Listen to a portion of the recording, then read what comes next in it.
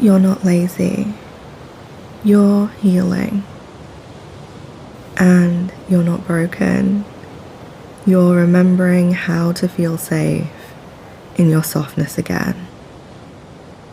What does rest mean to me right now? And what did it mean to me in the past? Rest used to feel like a luxury that I had to earn. If I slowed down, I was called lazy. So I learned to pause, but not to recharge. I would rest during my lunch break, but deep down, I was just pressing pause on my stress.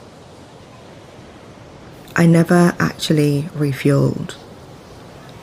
Relaxation required surrender, but I didn't know how to switch off. Stress was familiar to me, so I stayed in it. I lived braced for impact. My nervous system was whispering to me for years.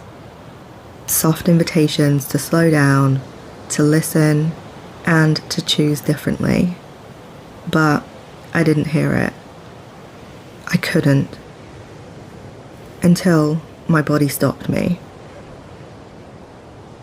Burnout wasn't the enemy. It was the initiation. It made me choose me. It's been a year now. A year of softness. Of falling in love with the slow moments again.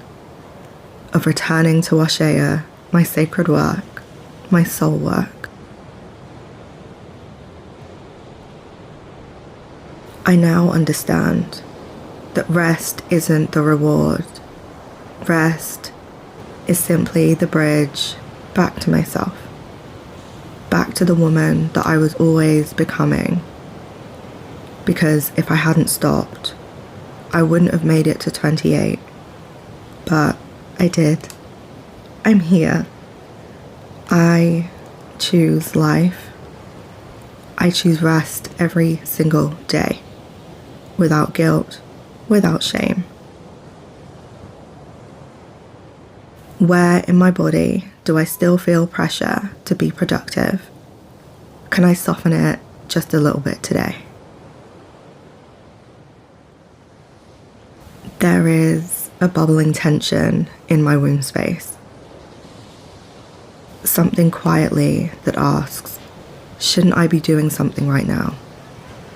But I'm listening now.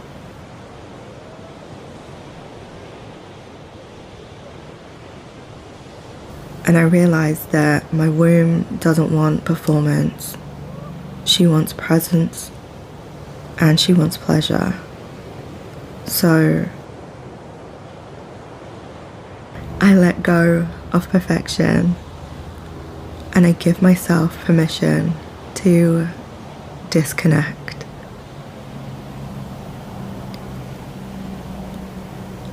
I don't have to turn every soft moment into content because not everything has to be monetized. Some magic is sacred because it's unseen. When was the last time I felt safe to truly do nothing?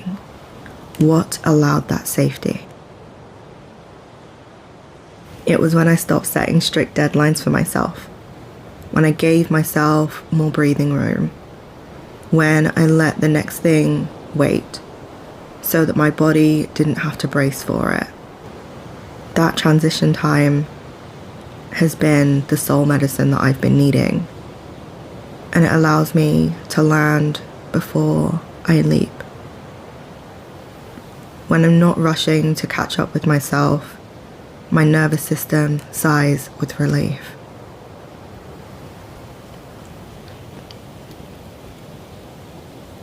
How would I treat myself differently if I truly believed healing is my most sacred work? Well, to begin with, I wouldn't water down my medicine. I would speak authentically. about the healing that I offer. And I would then give the healing that I so eagerly want to give to others back to myself. I will allow myself to enjoy my own healing without fear and without apology. I would stop shrinking to fit into roles that were never mine to begin with. Because I now know that I was never too much. I was always exactly enough. This is the work that I've been mastering beneath the waves.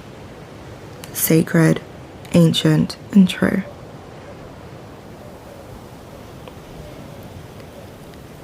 If I could write a new definition of success while on a womb healing journey, what would it include?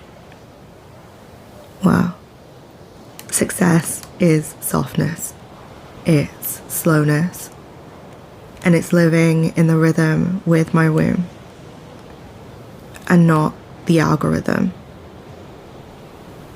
It's sacred embodiment, conscious conception, and the courage to keep talking about womb healing, even when others get uncomfortable.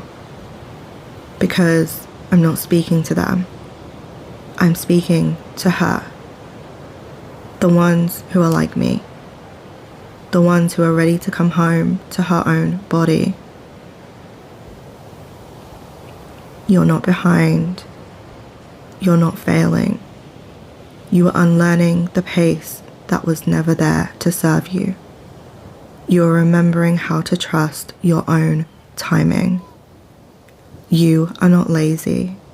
You are healing. Thank you ever so much for spending some time with me today. My name is Lauren, and I will see you soon.